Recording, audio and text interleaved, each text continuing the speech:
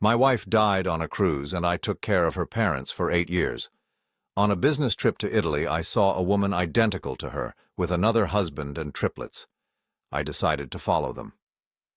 And the shock was absolute when I discovered the truth. I'm glad to have you here. Follow my story until the end and comment the city you're watching from so I can see how far my story has reached. 8 years. 2,920 days since the Coast Guard called off the search. Since they handed me Carrie's purse, waterlogged and empty, pulled from the wreckage of Deck 7.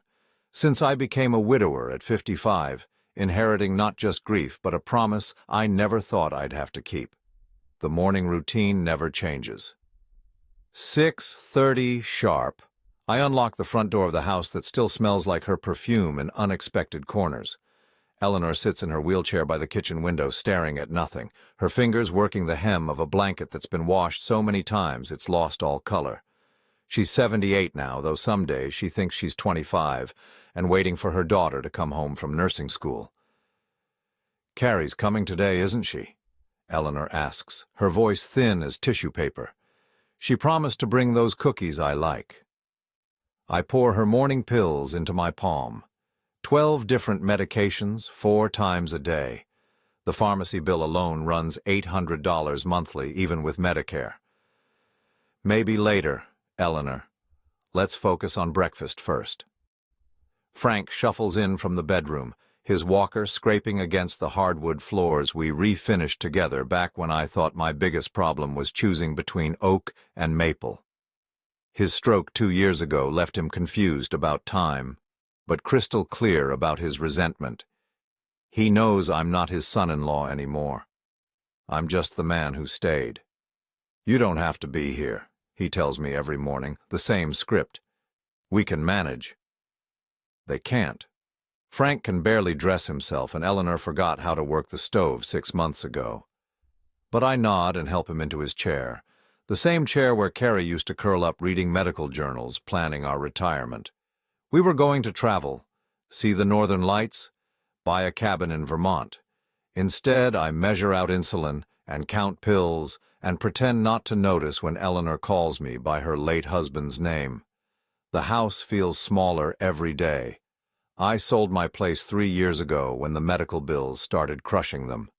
Moved into Carrie's childhood bedroom, sleeping under posters of horses and movie stars she'd outgrown decades before she died. The mortgage here runs $2,000 a month, money I earn working part-time at the hardware store, a job that pays barely enough to cover groceries and gas. Our old friends stopped visiting after the 2nd year. Hard to blame them. What do you say to a man caring for his dead wife's parents? How long is grief supposed to last before it becomes something else? Something unhealthy? I'm loading the dishwasher when I find Eleanor's pill organizer empty. She's supposed to take her heart medication with breakfast, but the little Tuesday compartment gapes open. I check the floor, the table, under her chair. Nothing. "Eleanor, did you take your pills already?" She looks at me with those cloudy blue eyes that were once sharp enough to spot a lie from 3 rooms away. "What pills?" "I don't take pills. I'm not sick." This is how it happens now. Memory slots closing one by one until eventually she won't remember Carrie at all. Won't remember why a strange man brings her breakfast and sorts her medications and sits with her during the long afternoons when Frank naps and the house settles into silence so complete it feels like being buried alive. I find the pills scattered behind her wheelchair. She must have tried to take them herself and dropped the organizer. I gather them carefully, checking each one against the pharmacy labels. The blood thinner looks different than usual, smaller. I make a note to call Dr. Martinez. By noon, Frank is agitated. He wants to drive to the bank, something about checking on investments that were liquidated years ago to pay for Eleanor's specialist. I explain again that his license was revoked, that I handle the finances now, that the money he's worried about went to keeping them in their own home instead of a facility. "You're stealing from us," he says, not for the first time. "Carrie never trusted you with money." The accusation hits the same nerve it always does. Carrie never trusted me with anything important, never included me in decisions about her parents' care, their finances, their futures. She handled everything, controlled everything, and then disappeared into the Atlantic Ocean, leaving me with a promise I'd made half asleep on a random Tuesday morning. "If anything happens to me, you'll take care of them, won't you?" she'd said, not looking up from her medical journal. "They have no one else." I'd agreed without thinking, the way you agree when someone asks if you'd die for them. Of course you would. But living for them day after day, year after year, watching them fade while your own life disappears, that's different. That's harder. The phone rings. Dr. Martinez's office, confirming Eleanor's appointment next week. More tests, more pills, more conversations about quality of life and difficult decisions. I schedule the appointment and add it to the calendar that's become my Bible, every square filled with medical visits and pharmacy runs and social worker check-ins. After lunch, I sit at the kitchen table with the bills spread in front of me like evidence of failure. The mortgage payment is due in 6 days. The electric bill is overdue. Frank's physical therapy costs $150 per session, twice a week, because insurance decided he's improved enough to cut coverage. I open the bank statement with the same sick anticipation I've felt for years. Checking account balance, $1,437. Savings account, 0. Carrie had a life insurance policy through the hospital where she worked. $200,000 that should have solved everything. But the insurance company fought the claim for 3 years, saying there wasn't enough evidence of death. No body, no conclusive proof she didn't stage her own disappearance. By the time they finally paid, the legal fees and accumulated debt had devoured most of it. I close the statement and lean back in the chair that's seen 25 years of family dinners, birthday celebrations, Christmas mornings. Carrie's chair, still positioned at the perfect angle to see both the stove and whoever's coming through the front door. She was always watching, always managing, always 3 steps ahead of everyone else. In the afternoon quiet, with Eleanor dozing and Frank muttering at the television, I allow myself 5 minutes of dangerous thinking. What if I hadn't made that promise? What if I'd helped them find a good facility and kept my own life? What if I'd honored Carrie's memory without sacrificing my future?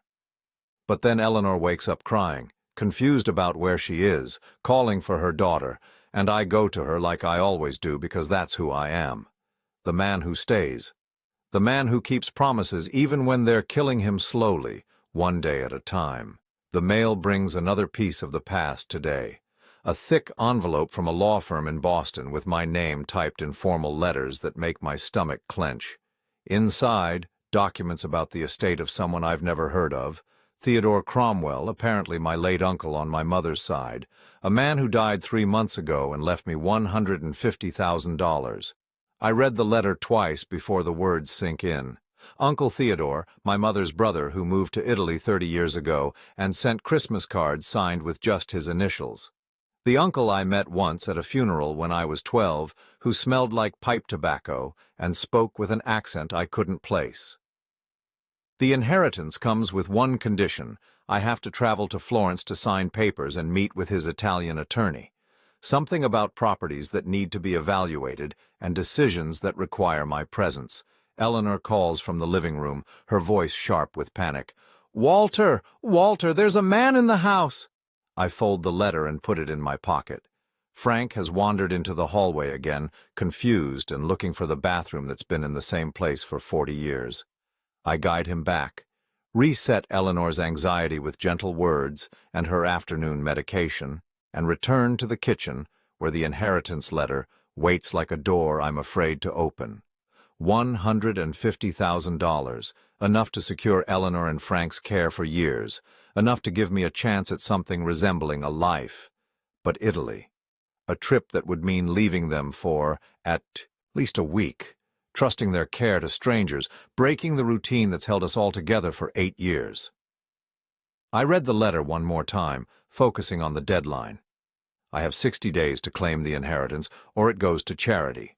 60 days to decide if I'm brave enough to step outside this house, this responsibility, this life I never chose but have worn like a uniform for so long I've forgotten what I look like without it. The sun sets early in October, casting long shadows through windows that need cleaning. Eleanor asks about Carrie again, the same question that punctuates every day like a heartbeat. Frank falls asleep in his chair, his breathing rough and labored, and I sit at the kitchen table staring at documents that promise freedom I'm not sure I remember how to use. Tomorrow I'll call the lawyer in Florence. I'll ask about timing, about how long I'd need to stay, about whether this impossible gift might finally be the answer to prayers I stopped believing anyone was listening to.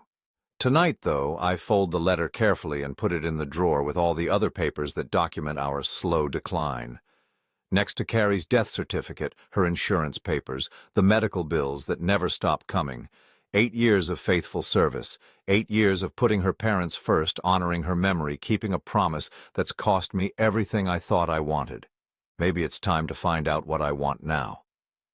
The flight to Florence takes 14 hours with a connection in Frankfurt. 14 hours of recycled air and airline coffee, reading the same magazine page 12 times while my mind spins through everything that could go wrong back home.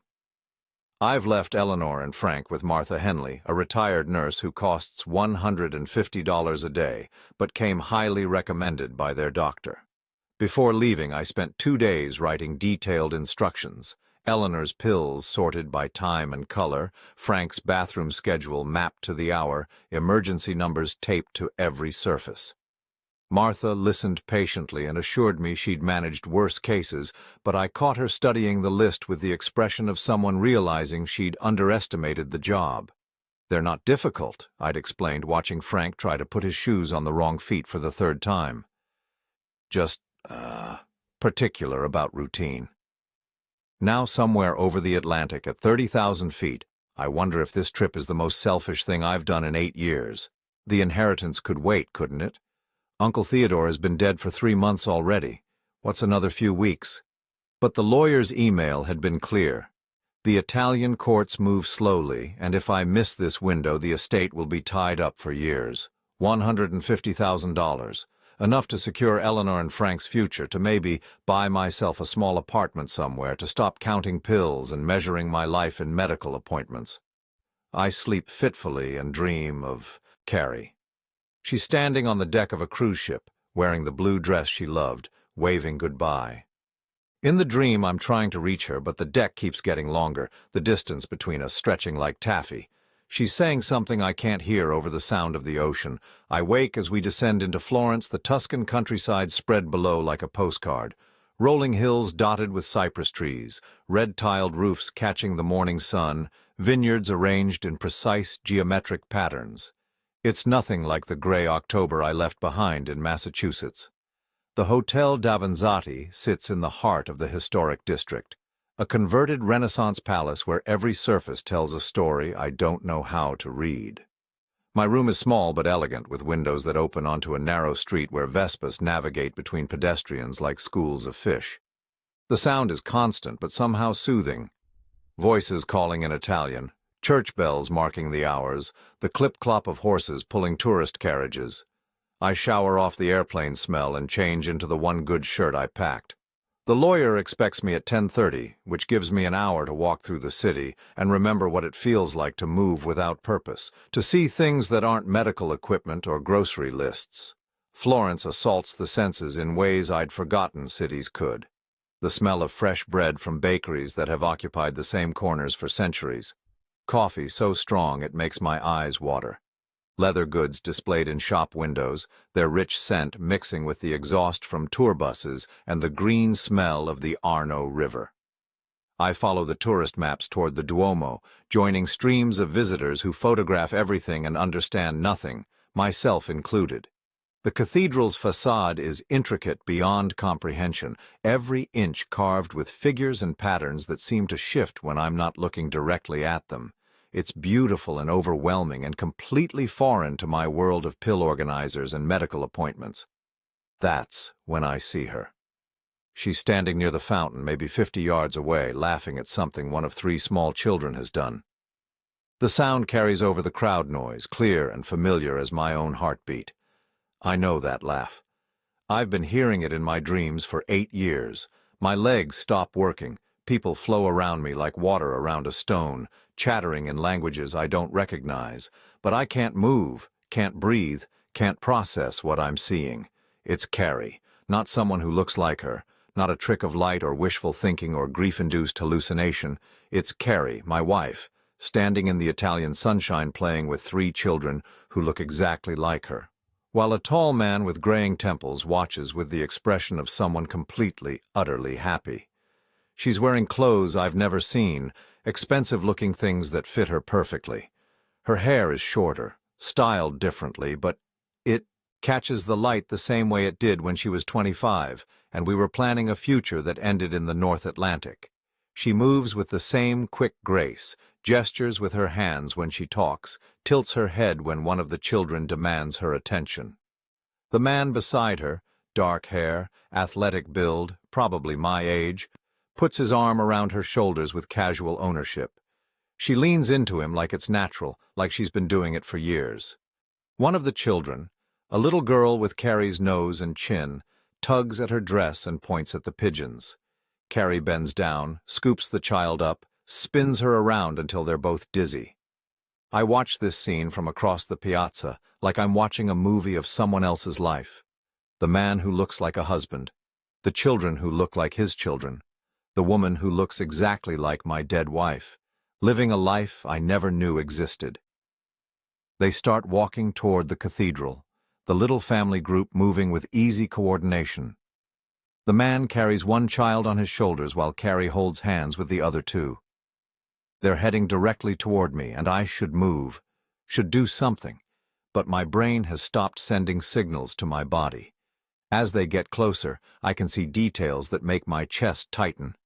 The small scar on Carrie's left hand from when she cut herself making dinner our 2nd year of marriage. The way she walks with her left foot turned slightly outward, the result of breaking her ankle in college. The birthmark on her neck, just below her right ear, shaped like a crescent moon. It's her. There's no doubt, no room for rationalization or denial.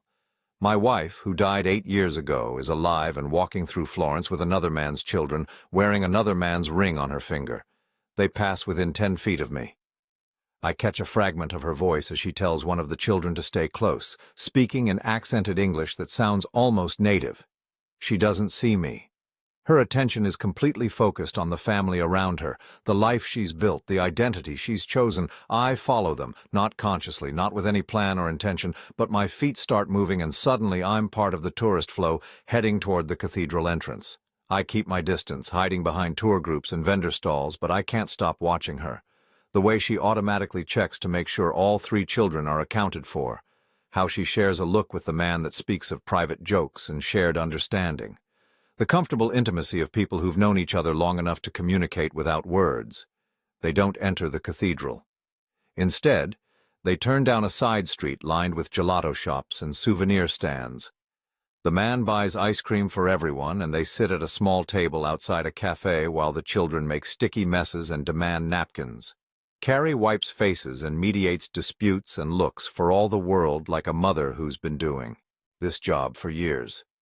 I position myself at a newspaper stand across the street, pretending to browse headlines in Italian while keeping them in my peripheral vision.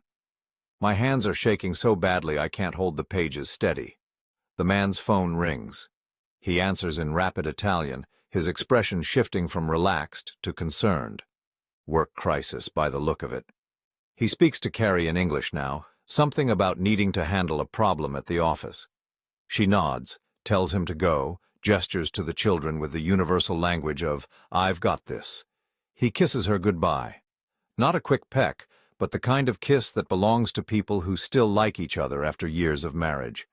She watches him walk away with an expression I recognize, but have never seen directed at me. Pure, uncomplicated love. I buy a newspaper I can't read and sit at a cafe table with a view of theirs. Order espresso I don't want and try to look like a tourist taking a break instead of a man whose entire understanding of reality has just been detonated.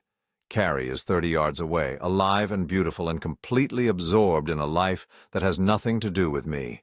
She's forgotten I exist, forgotten Eleanor and Frank exist, forgotten the promises she made and the responsibilities she left behind. While I've spent 8 years maintaining her parents' medications and mortgage payments, she's been building a new family in a country where no one knows her real name. One of the children, a boy with her eyes and stubborn chin, drops his gelato on the ground and starts to cry. Carrie doesn't get frustrated or annoyed. She simply orders another one, cleans up the mess, and distracts him with a game involving counting pigeons. The scene is so normal, so maternal, so completely at odds with the woman I thought I knew. My Carrie never wanted children. We tried for years, went through fertility treatments that emptied our savings and left her exhausted and bitter. She blamed me, blamed her body, blamed the universe for denying her the one thing she wanted most. After the 5th miscarriage, she stopped talking about it entirely, threw herself into her nursing career and became someone who took care of other people's families instead of building her own. But here she is, mothering 3 children who call her Mama in accented English, who compete for her attention and cuddle against her when they're tired. Children who look enough like her to be hers, who are young enough to have been born after she died. I take out my phone and aim it toward their table, pretending to photograph the cathedral in the background. Through the zoom lens, I can see her face clearly for the first time in 8 years. She looks younger somehow, despite the passage of time. Relaxed in a way I never saw during our marriage. The lines of constant stress that had started appearing around her eyes in her 40s are gone, replaced by laugh lines and the kind of glow that comes from being deeply, genuinely happy. The children finish their gelato and start getting restless. Carrie checks her watch, an expensive-looking thing I don't recognize, and starts gathering their belongings. They're leaving, and I haven't decided what to do with this impossible information. I could approach her now, walk across the street, say her name, watch her face, as she realizes her old life has found her new one. But what then? What do you say to a woman who let you believe she was dead? How do you ask someone why they chose to orphan their parents and abandon their spouse for a fresh start in Tuscany? Instead, I follow them again. They walk through narrow streets that smell like garlic and wine, past shops selling handmade paper and leather goods, until they reach a small parking area where a dark blue Mercedes waits. Carrie loads the children into car seats with practiced efficiency while they chatter about their day, switching between English and Italian like children who've grown up bilingual. Before getting into the driver's seat, she takes a long look around the piazza. For one heart-stopping moment, her eyes sweep past me, and I think she's seen me, recognized me, that this impossible reunion is about to become real. But her gaze moves on without stopping, and she gets into the car like nothing has happened. I watch the Mercedes disappear into Florence traffic, carrying my supposedly dead wife and her secret family toward a life I know nothing about. I sit on a bench in the empty piazza for a long time after they're gone, trying to make sense of what I've witnessed.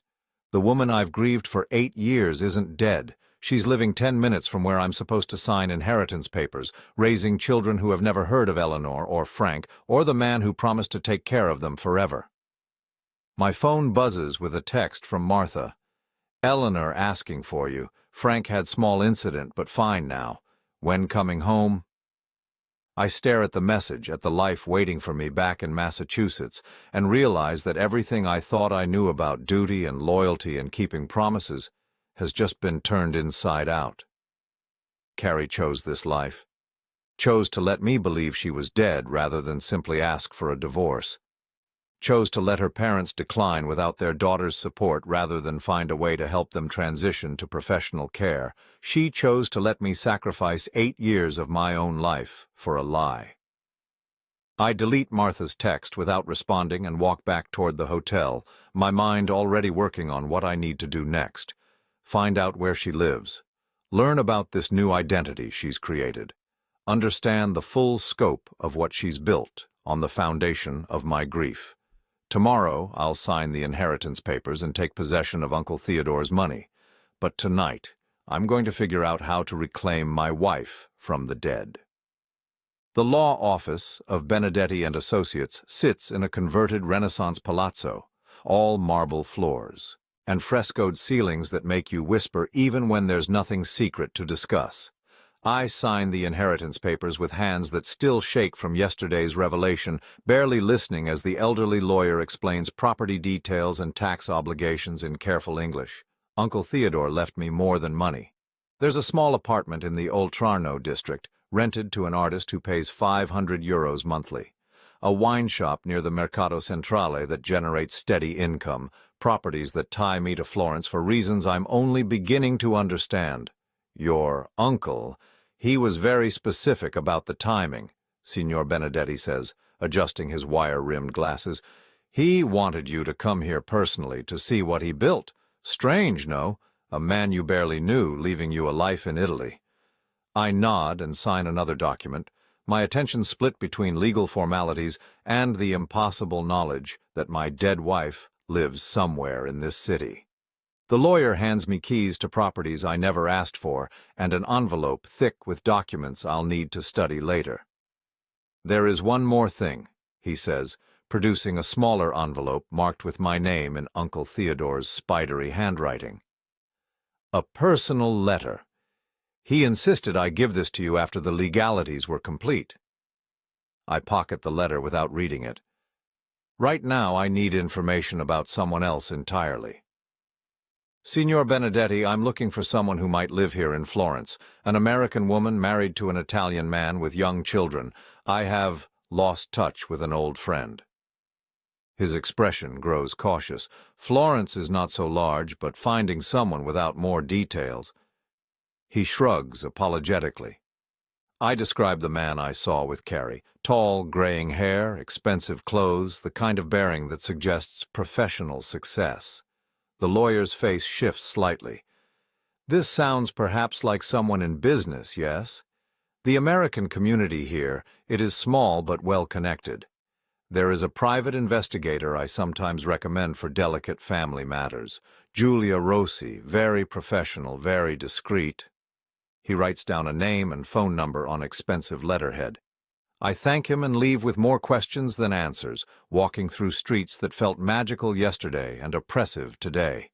Giulia Rossi works from an office above a leather goods shop, reached by climbing 3 flights of narrow stairs that smell like coffee and cigarettes.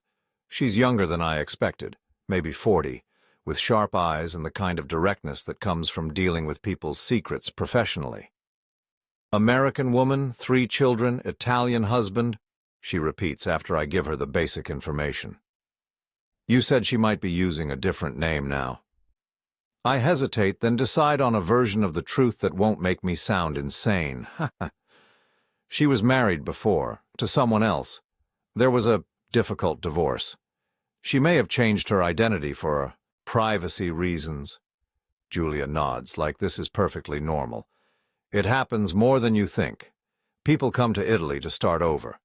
The bureaucracy here, it's complicated enough that someone with determination and money can disappear quite effectively.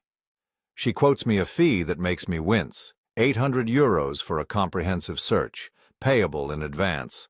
I think of Eleanor's medicine costs, Frank's physical therapy bills, the mortgage payment due next week. Then I think of Carrie laughing with children who should have been ours, living in luxury while I count pills and measure my life in medical appointments. I pay her in cash from Uncle Theodore's emergency fund. I need photographs if you have them, she says. Recent ones would be best, but anything that shows her clearly. I hand her my phone, scrolling to the pictures I took yesterday at the cafe. Giulia studies them with professional interest, zooming in on Carrie's face, noting details I hadn't consciously registered. Beautiful woman, expensive clothes, quality jewelry. This man with her, he has money. The car they left in, a Mercedes, you said? That narrows things considerably. She promises results within 48 hours and asks where I'm staying. I give her the hotel information and walk back through the city with the strange sensation of having set something irreversible in motion. That evening I sit in my hotel room reading Uncle Theodore's letter. His handwriting is difficult to decipher, made worse by what appears to be Parkinson's disease, but the message is clear enough. Walter, I know we barely knew each other, but family is family. I've been watching your life from here, through Christmas cards and family gossip, and I see a man who's forgotten how to live for himself. Italy teaches you that life is meant to be tasted, not endured. This inheritance isn't charity. It's an opportunity. Take it. He goes on to describe the properties, the income they generate, the possibility of a different kind of future. But it's the last paragraph that stops me cold. I heard about Carrie's accident. Terrible thing losing someone so young, but Walter, sometimes the dead aren't as gone as we think. Sometimes they're just living different lives. I hope you find the peace you deserve, whatever form it takes. I read that paragraph 3 times, trying to decode what he might have known or suspected. Uncle Theodore died 3 months ago. The will was written 2 years before that. Did he somehow know Carrie was alive? Or is this just the rambling philosophy of an old man who'd seen enough of life to know its secrets? My phone buzzes with a text from Martha. Eleanor had good day. Frank asking when you come home. All fine, but they miss routine. I stare at the message for a long time before typing back. Few more days. Thank you for everything. The next morning brings rain. The kind of steady drizzle that turns Florence's ancient stones slippery and treacherous.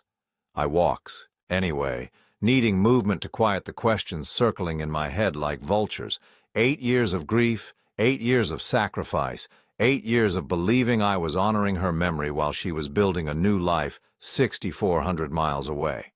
I find myself at the Ponte Vecchio watching tourists photograph the jewelry shops that line the medieval bridge. Couples pose for selfies, their faces bright with the kind of happiness that belongs to people whose biggest worry is choosing the right filter for their vacation photos.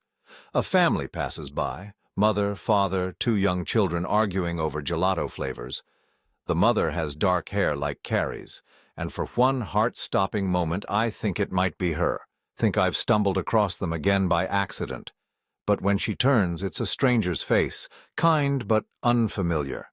How many times over the years have I seen her in crowds, in grocery stores, in the peripheral vision that tricks grieving minds into false hope?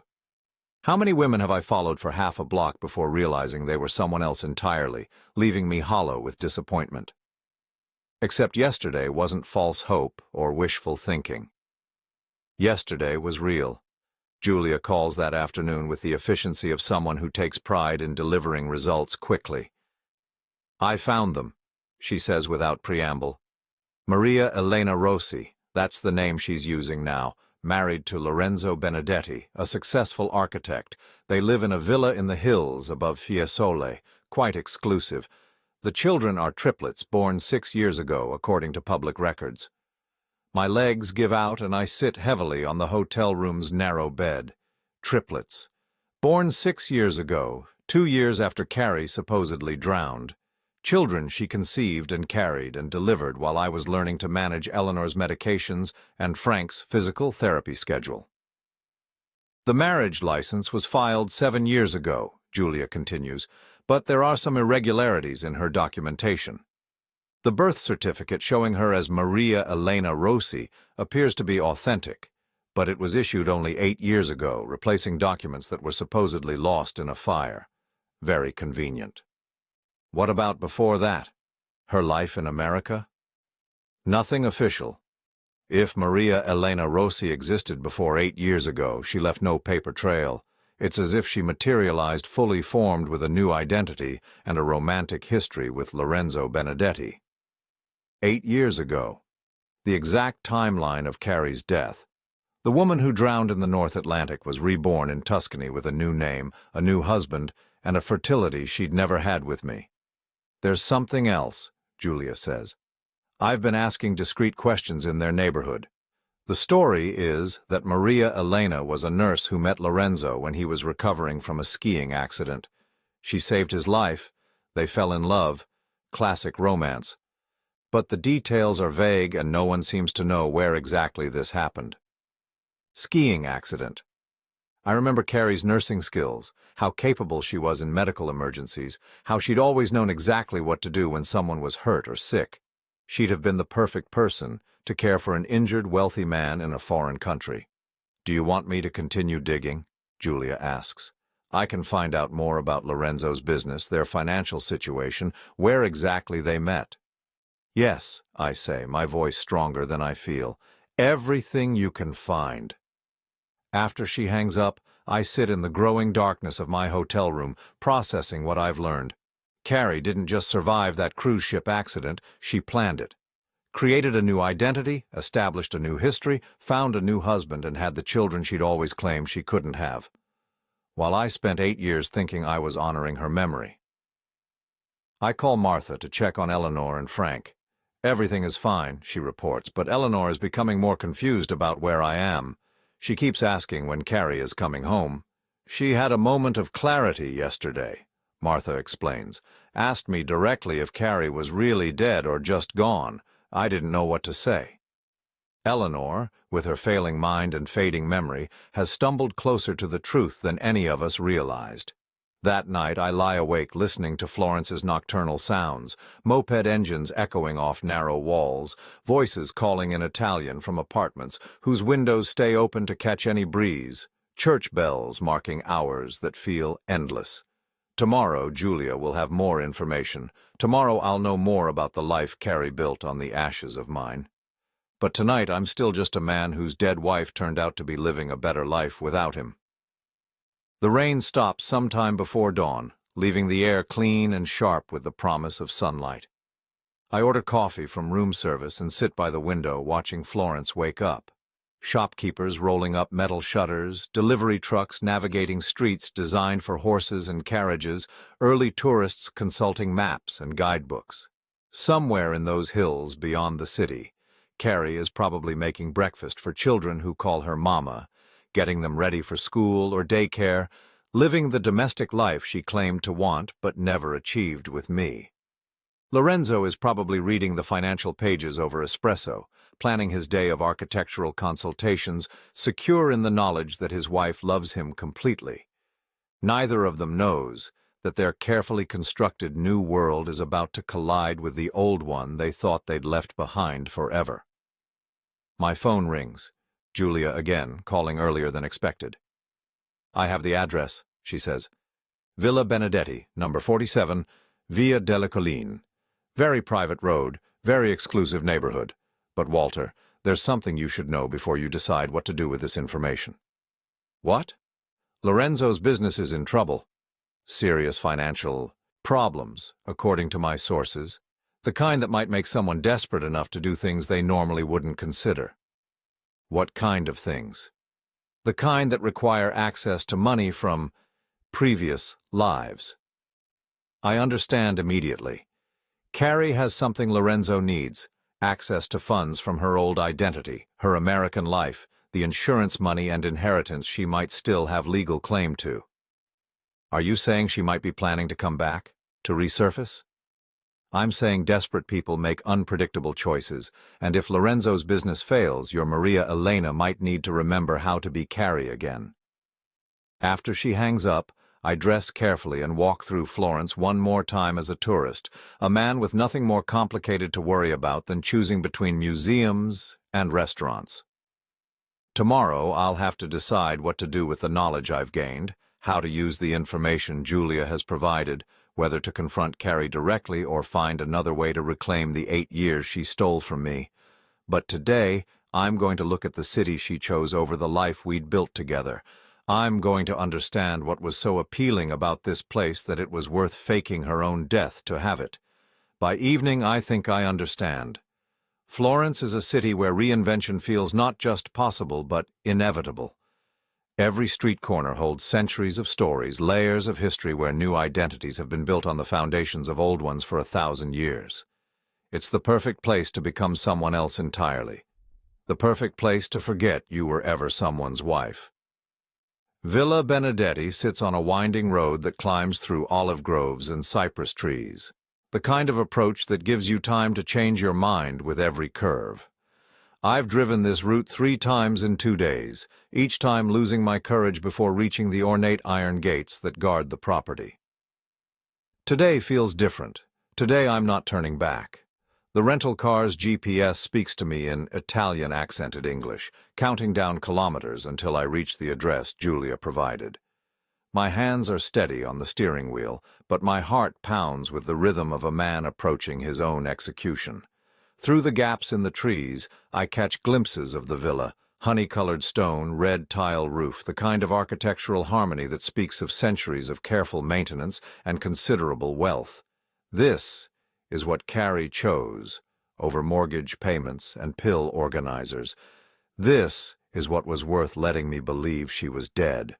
I park across from the gates and sit in the car for 20 minutes, watching. At 10:15, the gates swing open automatically and the dark blue Mercedes emerges, Carrie behind the wheel.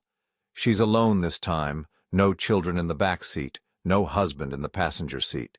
Just my supposedly dead wife, driving down a Tuscan hillside on a Tuesday morning in October. I follow at a distance, keeping 2 cars between us as we descend into Fiesole proper. She parks near the market square and walks toward a small cafe, moving with the confidence of someone who knows exactly where she belongs. I park illegally and hurry after her, my mouth dry as sand. She orders at the counter in fluent Italian, laughing at something the barista says, completely at ease in this life she's built. When she sits at a small table outside, I force my legs to carry me forward. "Hello, Carrie." She freezes with her espresso cup halfway to her lips. For one infinite moment, she's trapped between her old identity and new one, unable to pretend she doesn't know me, unable to maintain the fiction that Maria Elena Rossi has never heard the name Carrie spoken with an American accent. Then she sets the cup down carefully and looks at me with eyes I remember from 1,000 mornings, 1,000 conversations, 1,000 promises about growing old together. "You're supposed to be dead," she says quietly. "Funny, I was thinking the same thing about you." Her face cycles through expressions: shock, fear, calculation, resignation. She gestures to the chair across from her like we're old friends meeting for coffee instead of a man confronting his supposedly deceased wife. "How did you find me?" I sit down, noting details I couldn't see from across the piazza that first day.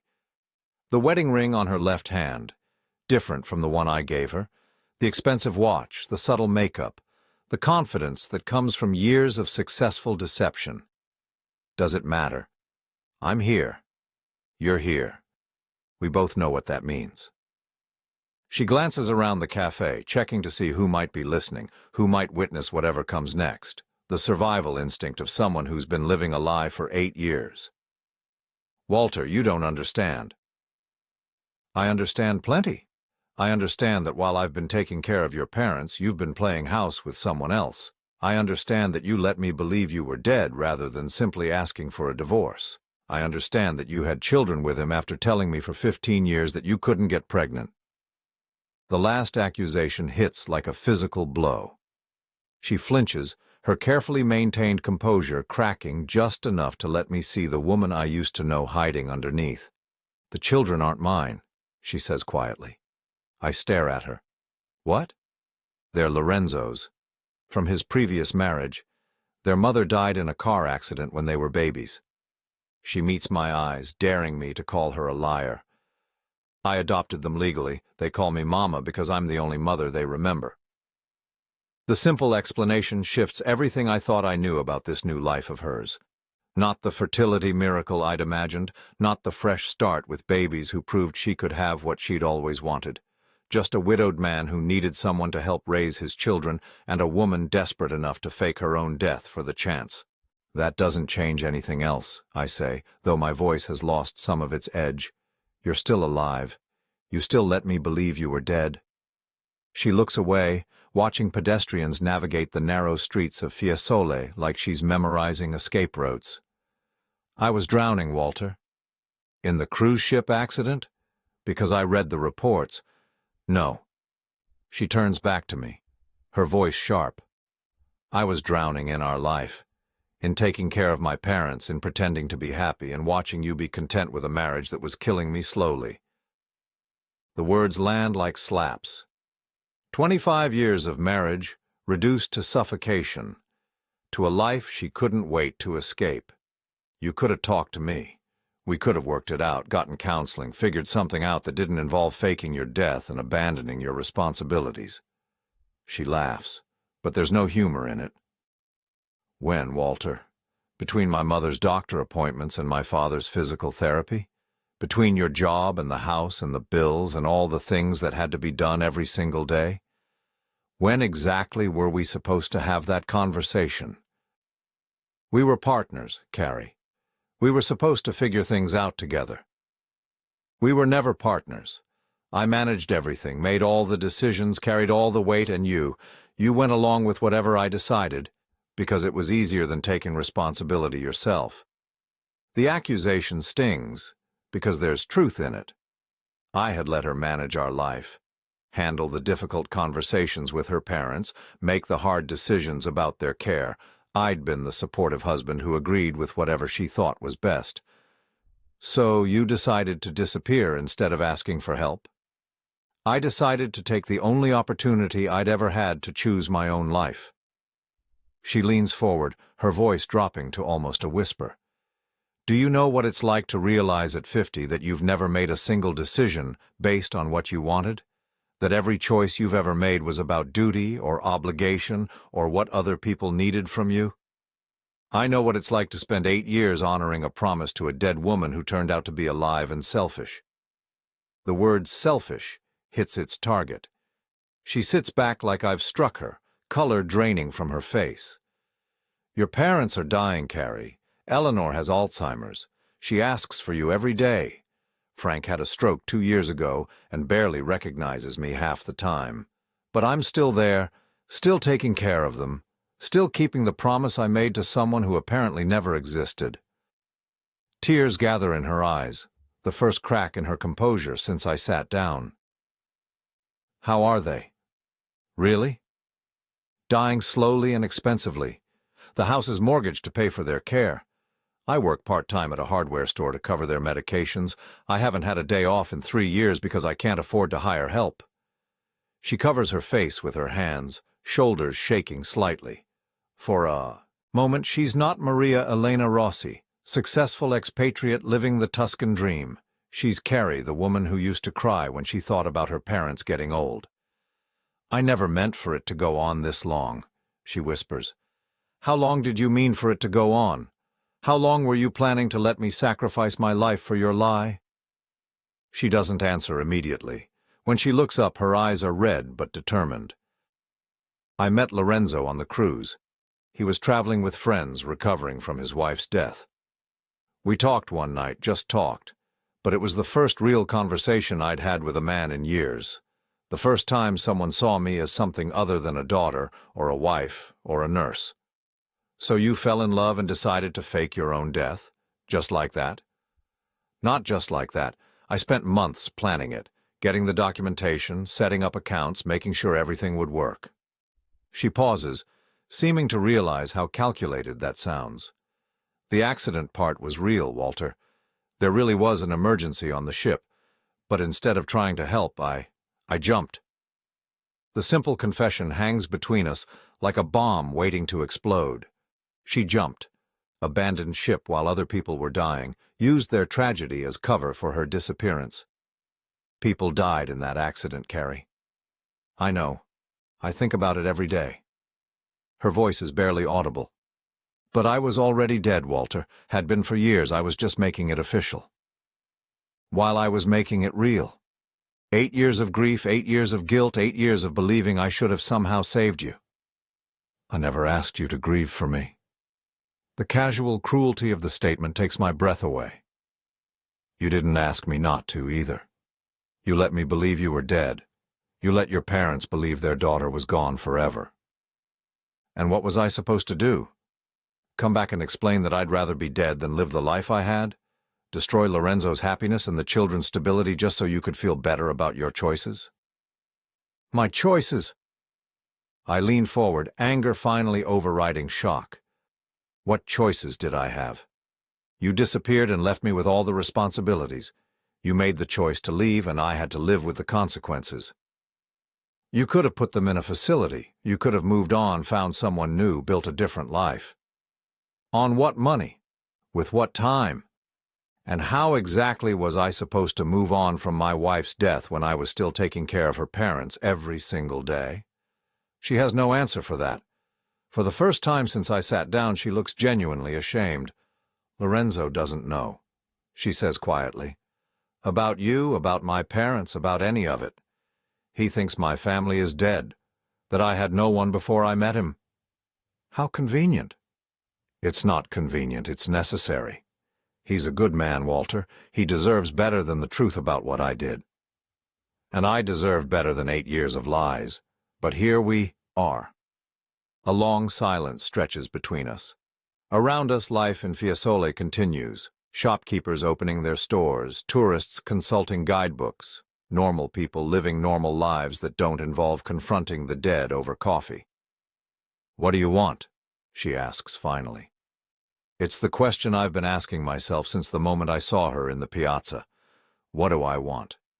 Justice? Revenge? An apology? The 8 years back?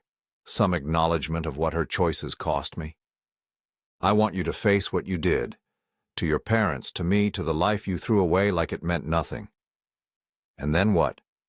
You expose me? Destroy my marriage? Traumatize 3 children who call me mama? Does that give you back the years you lost?" "It gives me the truth. It gives your parents the chance to see their daughter before they die. It gives me the right to stop pretending I'm honoring your memory when you're alive and happy in Italy." She reaches across the table and touches my hand, the first physical contact we've had in 8 years. Her skin is soft, familiar, wearing rings that represent promises made to someone else.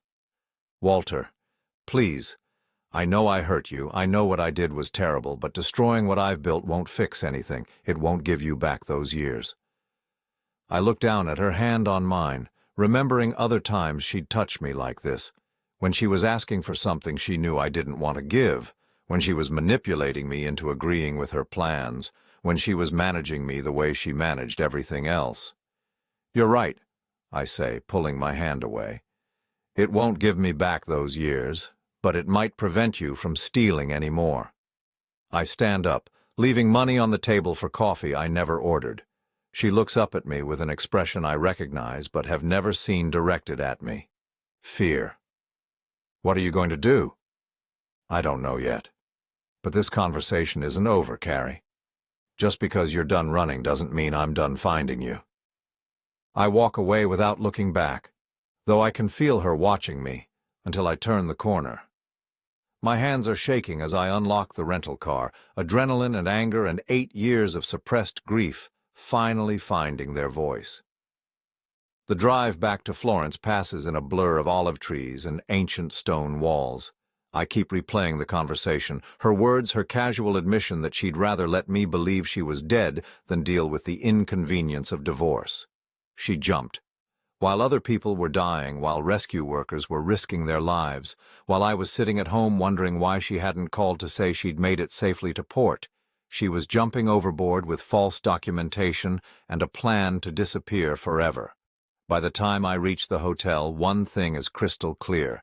This isn't over.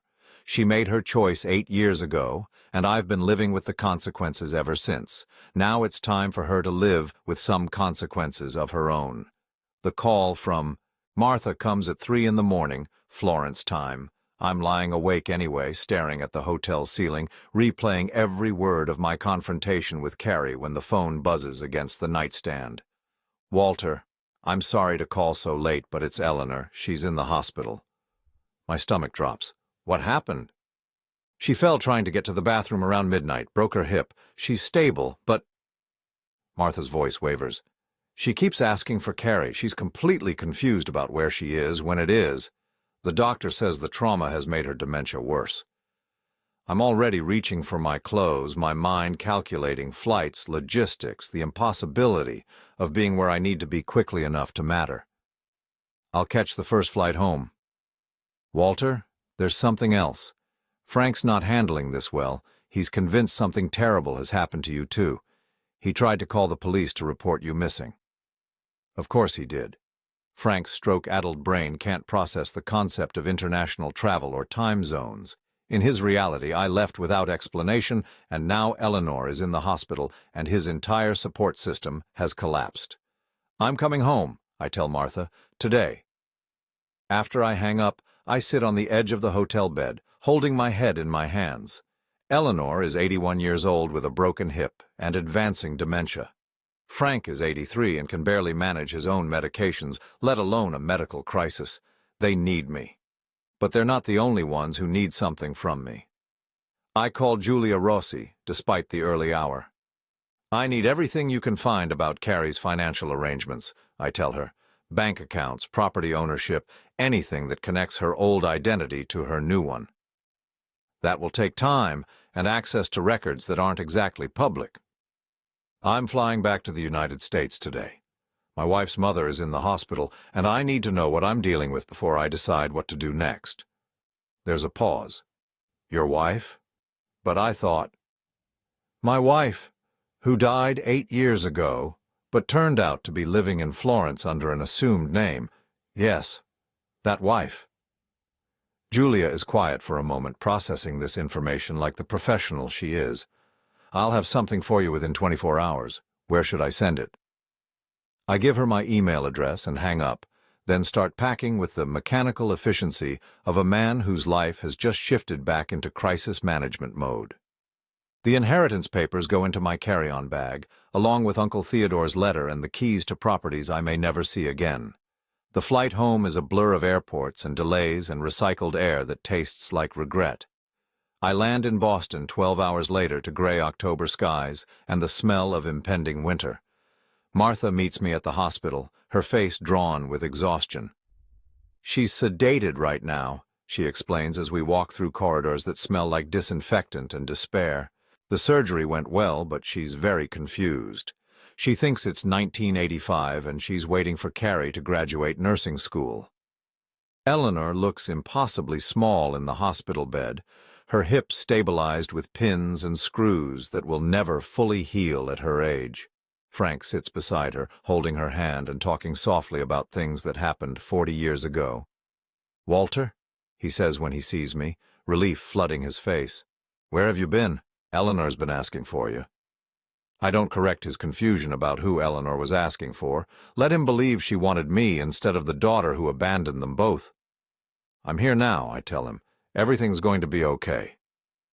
But nothing is okay, and we all know it. Eleanor's break marks the beginning of the end, the moment when independent living becomes impossible and difficult decisions can no longer be postponed. She'll need round-the-clock care now, supervision, assistance with everything from eating to bathing. That night I sit in their kitchen surrounded by pill organizers and medical bills, calculating costs I can't afford. A nursing facility that can handle Eleanor's needs runs $8,000 monthly. Frank could probably manage at home with part-time care for another few months, but not alone, not with Eleanor in a facility and me working full-time to pay for it. My laptop chimes with an email from Julia. The subject line reads, "What you asked for and what you didn't."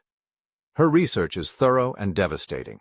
Carrie didn't just disappear. She systematically transferred money from joint accounts into offshore holdings weeks before the cruise. Small amounts, never enough to trigger alerts, but totaling nearly $80,000 by the time she died. The life insurance payout I eventually received? Carrie had increased the policy 6 months before the cruise, doubling the coverage and adding provisions that would pay out even in cases where the body was never recovered. But it's the final document that makes my blood run cold. A power of attorney signed by Eleanor 3 years ago when her dementia was still mild, giving Carrie authority over her parents' financial and medical decisions. A document that was never revoked because everyone believed Carrie was dead. Technically, legally, Carrie still has the right to make decisions about her parents' care. I called Julia immediately, despite the 6-hour time difference. How is this possible? How can a dead person have power of attorney? Italian records show Maria Elena Rossi as alive and well, Julia explains. American records show Carrie Holloway as dead but never legally declared incompetent.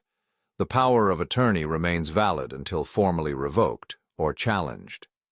What does that mean practically? It means if your wife surfaces and claims her parents, she has legal standing to do so. It means she could move them to Italy, put them in facilities there, control their inheritance.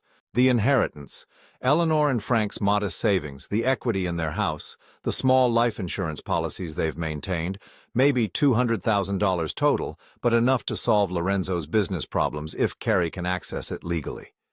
There's more, Julia continues. Lorenzo's architectural firm is in serious trouble. They owe contractors, suppliers, banks. The villa is mortgaged to the ceiling. If he can't find money soon, they'll lose everything. Suddenly, Carrie's presence in Florence makes perfect sense. She's not there permanently. She's positioning herself for a rescue operation, waiting for the right moment to resurface and claim her parents' assets before they die and the inheritance goes to probate. I hang up and stare at the documents spread across the kitchen table. 8 years of sacrifice, of honoring promises, of putting their needs before my own, and she's been planning to swoop in at the end and claim credit for everything. The next morning brings news that forces my hand. Eleanor's doctor wants to discuss care transitions and end-of-life planning. Frank's blood pressure is dangerously elevated, stress-related according to his cardiologist. They both need decisions made, arrangements put in place, family members who can take responsibility for what comes next. Family members like the daughter who supposedly died 8 years ago but has never been legally declared dead. I drive to the lawyer's office with a plan forming in my mind. Not revenge, exactly, but justice. Carrie made her choice to disappear, to build a new life on the foundation of our destroyed one. Now she can live with the consequences. The lawyer, a woman named Patricia Chen who specializes in elder care, listens to my story with the poker face of someone who's heard everything. "You want to have your wife declared legally dead," she summarizes, "even though you now know she's alive. I want to protect her parents from someone who abandoned them 8 years ago and might return to exploit them in their most vulnerable moments." "That's not exactly how the legal system works, Mr. Holloway. You can't declare someone dead if you have proof they're alive." "Then what can I do?" Patricia studies the documents I've brought, the power of attorney that gives Carrie control, the medical reports that show Eleanor and Frank's declining capacity. "You can petition for guardianship yourself. Argue that the person who holds power of attorney has been absent for 8 years, hasn't participated in their care and therefore has effectively abandoned her responsibilities."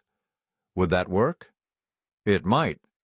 But if she surfaces and challenges it, claims she was incapacitated or unavailable due to circumstances beyond her control, it could get complicated. I think about Carrie sitting in that cafe in Fiesole, healthy and happy and living a life funded by money she stole from our joint accounts. Incapacitated is not a word that applies to Maria Elena Rossi. How long would the process take? With their current medical status and clear documentation of abandonment, maybe 6 weeks for temporary guardianship, 3 months for permanent. I authorize her to file the paperwork that afternoon. Eleanor and Frank Holloway deserve protection from the daughter who chose to let them believe she was dead rather than deal with the inconvenience of caring for them. That evening, I sit in their living room, surrounded by 8 years of accumulated medical equipment and pill organizers and the detritus of lives slowly ending. Frank is asleep in his chair, his breathing labored. Eleanor is back from the hospital but confined to bed, confused about why she can't walk, asking repeatedly for the daughter who will never come. My phone buzzes with a text from an international number I don't recognize. "I heard about Eleanor. I'm sorry, please don't do anything rash. We need to talk." I stare at the message for a long time, then delete it without responding. She's right. We do need to talk, but not the kind of conversation she's hoping for. I call Julia one more time, with a question that's been nagging at me since I left Florence. "The children Carrie adopted, Lorenzo's triplets, what happened to their mother exactly?" "Car accident, according to the records, but—" Julia pauses, the hesitation of someone who's found information she's not sure she should share. "What?" "The accident was 6 weeks after Carrie arrived in Italy. And the woman who died? She was healthy, young, no history of medical problems, but she'd been asking questions about Lorenzo's new girlfriend, trying to verify her background. The implication hangs between us like a toxic cloud. You think—" "I think Maria Elena Rossi has been very lucky in her timing. I think she's had remarkable success in removing obstacles to the life she wanted." I hang up and sit in the gathering darkness, processing what Julia has just suggested. Carrie didn't just abandon one life to build another. She may have actively eliminated competition for the life she wanted. Eleanor calls from her bedroom, her voice weak and confused. "Walter, is Carrie home yet? She promised to bring dinner." She's not coming home, Eleanor, I tell her gently, but I'm here. I'll always be here. It's a promise I intend to keep, no matter what it costs me. And if Carrie wants to challenge that, she's welcome to try. But this time, she'll be fighting someone who knows exactly who she really is. The guardianship hearing is scheduled for a gray December morning when Boston feels like the edge of the world. Eleanor has been in the care facility for 6 weeks now, her broken hip healing slowly while her mind drifts further from shore each day. Frank visits her every afternoon, though she rarely recognizes him anymore. I'm reviewing notes with Patricia Chen in the courthouse hallway when she arrives. Carrie walks through the doors like she owns the building, dressed in expensive clothes that whisper money and confidence. Her hair is perfectly styled, her makeup flawless, and she moves with the assurance of someone who spent 8 years perfecting the art of reinvention. Behind her walks a man I recognize from photographs. Lorenzo Benedetti, tall and distinguished and completely unaware that the woman he married is someone other than who she claims to be. He holds her arm protectively, scanning the courthouse like he's expecting an ambush. "Mrs. Holloway," Patricia murmurs, "I take it that's your supposedly dead wife." "That's her." Carrie sees me, and her step falters for just a moment before she recovers her composure.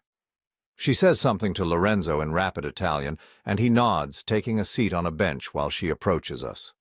"Walter." She extends her hand like we're business associates meeting to discuss a contract. "Thank you for taking care of them while I was away." The audacity of the gesture, the casual rewriting of 8 years of abandonment into a temporary absence, makes my jaw clench. I don't shake her hand. "Carrie. Or should I call you Maria Elena?" Her smile doesn't waver, but something sharp flickers in her eyes. "Carrie is fine. I've come to resume my responsibilities as my parents' caregiver." "After 8 years of being dead?"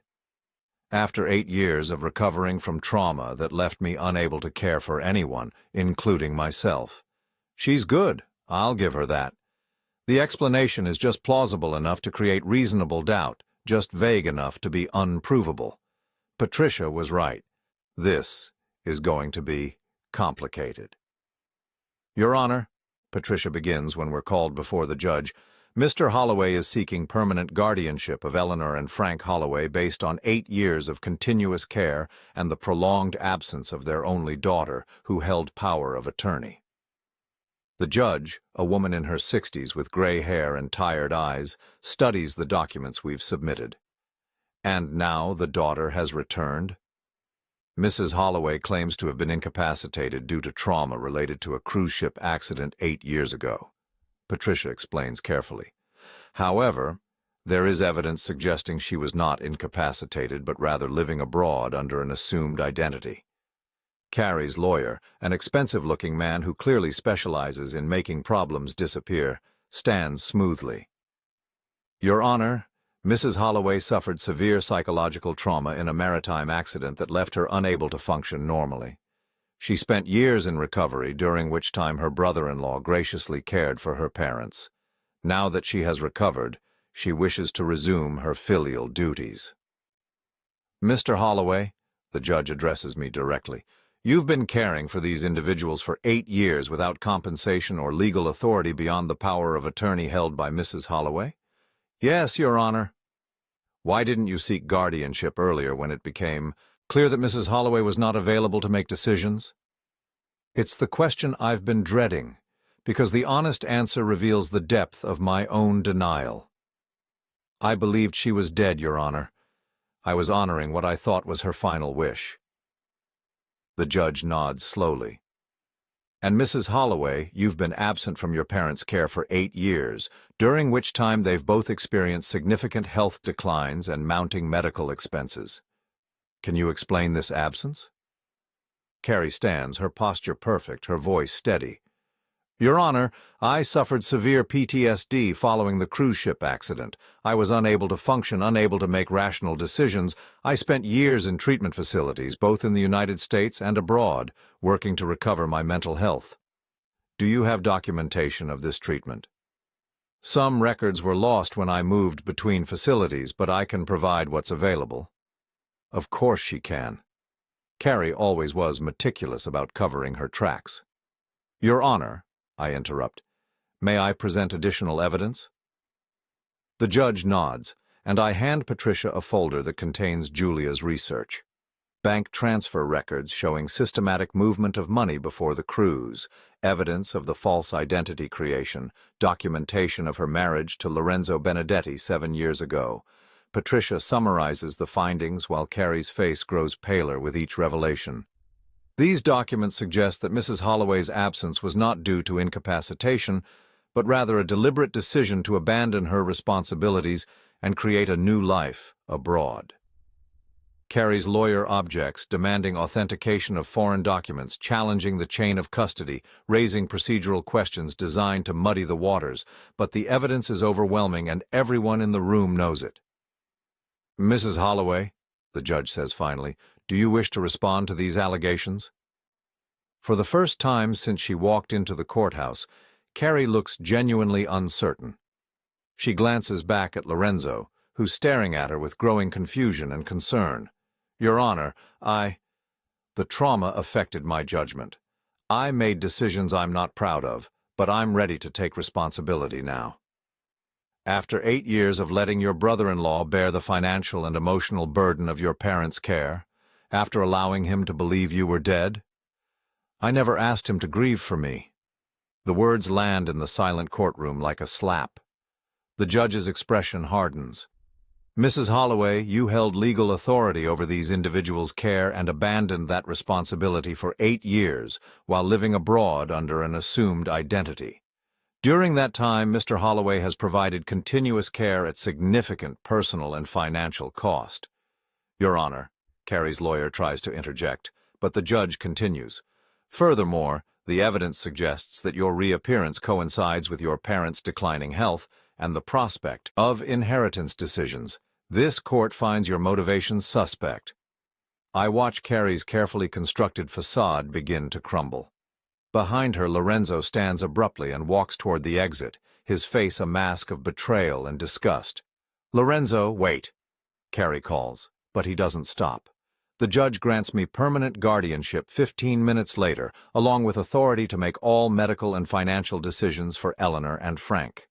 Carrie's power of attorney is formally revoked, and she's ordered to pay restitution for the money transferred from joint accounts before her disappearance. As people file out of the courtroom, Carrie approaches me one last time. "You've destroyed everything," she says quietly. "My marriage, my family, my life." "I didn't destroy anything, Carrie. I just stopped letting you destroy mine." She studies my face for a moment, perhaps looking for some trace of the man who used to agree with everything she decided, who used to let her manage his life along with everyone else's. "What happens now?" she asks. "Now you go back to Italy and explain to 3 children why Mama has to go away. You explain to your husband why you lied about who you were. You live with the consequences of your choices for the first time in 8 years. And you?" I think about Eleanor, who asked for her daughter until the day she stopped asking for anything. About Frank, who still believes Carrie is coming home someday. About the inheritance that will pay for their care and maybe, eventually, allow me to build something resembling a life of my own. I keep the promises I made. I take care of the people who needed taking care of. I do what you should have done. She nods slowly, then turns and walks away without looking back. Through the courthouse windows, I watch her cross the street toward a taxi where Lorenzo waits with his bags already loaded. Even from this distance, I can see the defeat in his posture, the way he doesn't look at her when she gets in the car. 6 months later, I get a letter from Giulia Rossi. Lorenzo divorced Carrie 3 weeks after returning to Italy. The children are living with his sister while he rebuilds his business and his life. Carrie has disappeared again, though whether she's assumed another identity or simply left Italy isn't clear. The letter includes one final piece of information. The life insurance company that fought Carrie's death claim for 3 years has filed charges for insurance fraud. Interpol has issued a warrant for Maria Elena Rossi in connection with financial crimes in multiple countries. It seems Carrie's talent for reinvention finally caught up with her. I'm sitting in the garden of the assisted living facility where Eleanor and Frank now live, reading Julia's letter when Frank shuffles over and sits beside me. He's having one of his good days when the past and present align just enough for conversation. "She's really not coming back, is she?" he asks quietly. I fold the letter and put it in my pocket. "No, Frank, she's not coming back." He nods, unsurprised. "I think I always knew. Carrie was never good at staying when things got difficult." We sit in comfortable silence, watching Eleanor in her wheelchair by the fountain. She doesn't recognize either of us anymore, but she seems peaceful, her face turned toward the afternoon sun like a flower following light. "You stayed, though," Frank says. "I stayed." "Thank you for that." It's the first time he's thanked me for anything in 8 years. The words settle in my chest like a weight lifting rather than landing. That evening I drive to Uncle Theodore's apartment in the North End, the property I inherited and never thought I'd use. It's small but comfortable, with windows that face east toward the harbor. I've been thinking about moving here, starting fresh in a space that isn't filled with medical equipment and memories. The apartment comes furnished with Uncle Theodore's books and photographs, evidence of a life well lived. On the kitchen table I find a letter he left for me, different from the one the lawyer gave me in Florence. "Walter," it begins in his shaky handwriting, "if you're reading this in the apartment, it means you've decided to stop taking care of everyone else and start taking care of yourself. Good. It's about time." He goes on to explain that he'd been watching my life from a distance, seeing how I'd sacrificed my own happiness to honor obligations that were slowly killing me. The inheritance wasn't just money and property. It was permission to choose myself for once. "Carrie was never worthy of the devotion you gave her," he writes. "I met her once at your wedding, and I could see what she was even then, someone who took everything and gave back only what served her purposes. You deserved better. Walter, you still do." The letter ends with practical advice about the properties, the income they generate, the possibility of a different kind of future. But it's the postscript that makes me smile. "The woman who runs the coffee shop downstairs is named Helen. She's a widow, about your age, and she makes the best cannoli in Boston. Ask her about her garden sometime. Trust me on this." I fold the letter carefully and look around the apartment that Uncle Theodore designed as my sanctuary, my escape route, my second chance. Tomorrow I'll visit Eleanor and Frank, make sure their care is properly managed, handle the business of helping them through whatever time they have left. It's a responsibility I'll never abandon, a promise I'll always keep. But tonight, for the first time in 8 years, I'm going to think about what I want. Maybe I'll walk downstairs and try Helen's cannoli. Maybe I'll ask her about her garden. Maybe I'll finally learn what it's like to live a life instead of just honoring one. Outside my window, Boston Harbor stretches toward the horizon where cruise ships dock and passenger trains carry people to new destinations.